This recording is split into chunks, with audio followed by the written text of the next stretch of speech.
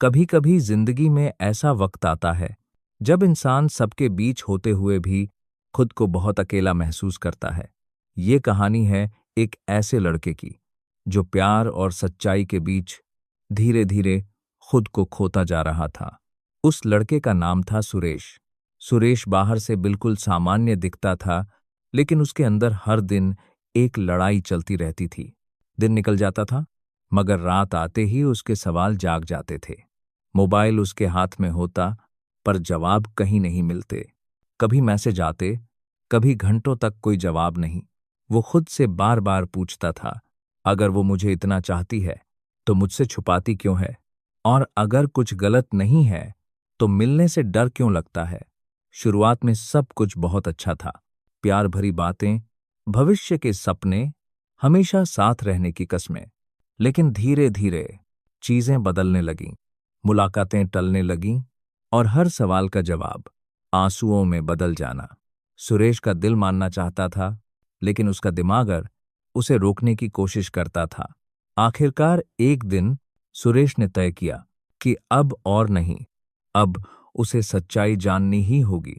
वो एक पुराने मंदिर पहुंचा, जहां एक अनुभवी पंडित रहते थे।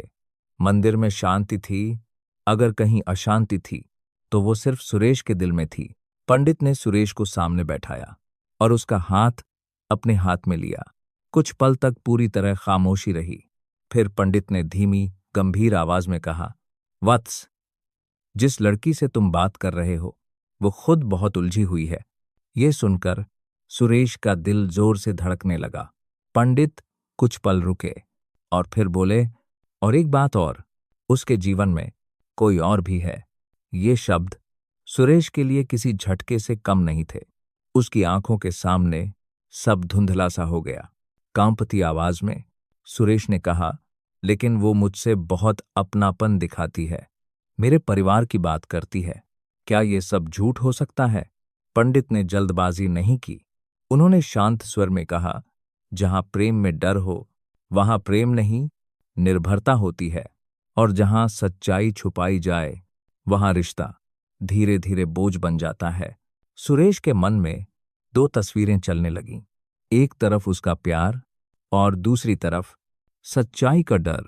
उसने धीरे से पूछा, क्या मैं उसे बदल नहीं सकता? क्या मैं उसकी मदद नहीं कर सकता?